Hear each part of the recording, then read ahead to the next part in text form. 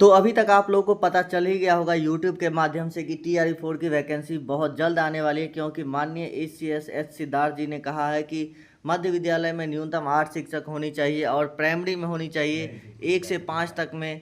अगर primary school है तो मिनिमम 3 शिक्षक होने चाहिए और हाई स्कूल में सभी विषयों की 1 शिक्षक होनी चाहिए। तो इस हिसाब से तो बहाली आने ही वाली है, लेकिन मैं आप सभी को बताना चाहता हूँ कि यह इतना खुश होने वाली बात नहीं है। मैं आप सभी को बता देना चाहता हूँ कि जो ये एग्ज़ाम होने वाला है TRE 4 का, वो इलेक्शन से पहले किसी भी हाल में नहीं होने वाला है। अगर आपको कोई बोल रहा है कि इलेक्शन से पहले एग्ज़ाम हो जाएगा तो बिल्कुल ही गलत इन्फॉर्मेशन दे रहा है।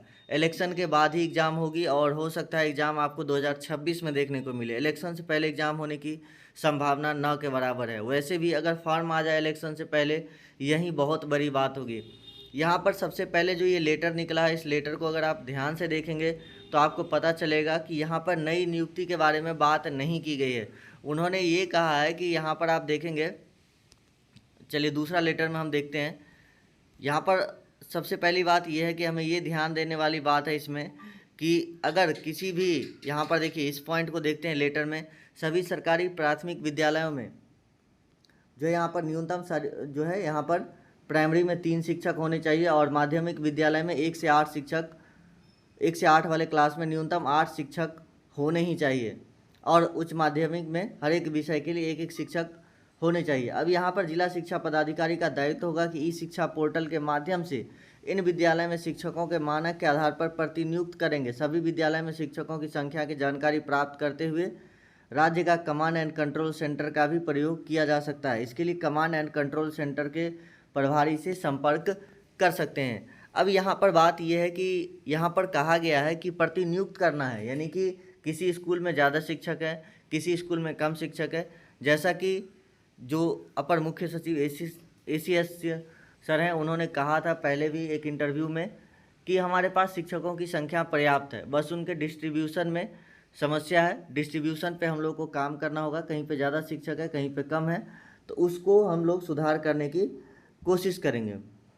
तो उसी को लेकर ये पत्र है। यहाँ पर नई वैकेंसी की बात नहीं की गई, TRE 4 की बात नहीं किया गया इस पत्र में। तो आपको जो कोचिंग के द्वारा और कुछ यूट्यूबर के द्वारा ये बताया जाता है कि TRE 4 के लिए ये लेटर निकाला गया, अब तो TRE 4 आना तय है।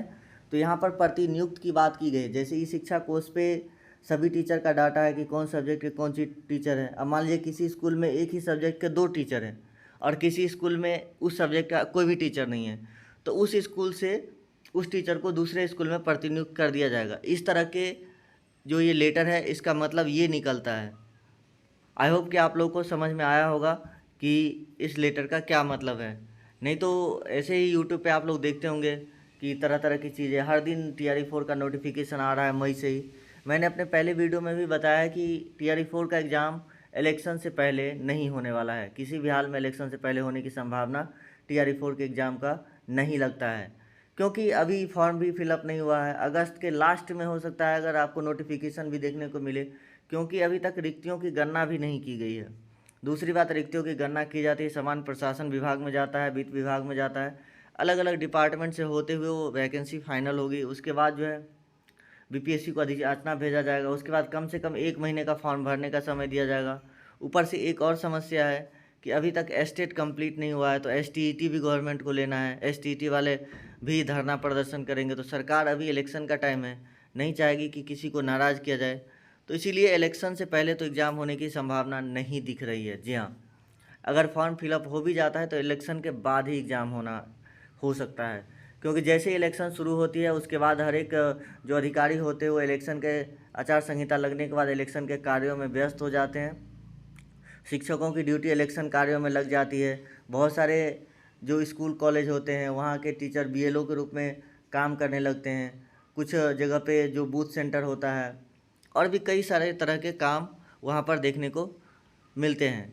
तो इसीलिए सारे कर्मचारी तो उसमें इंगेज हो जाएंगे। तो जब तक इलेक्शन कंप्लीट नहीं होगा तब तक इधर एग्ज़ाम होने की संभावना बहुत कम लग रही है। वैसे सरकार है, करवाना चाहे तो करवा भी सकती है, लेकिन मुझे जहाँ तक लगता है कि अगर फॉर्म फिलअप हो भी जाता है तो एग्ज़ाम आपका इलेक्शन के बाद ही होने की संभावना है।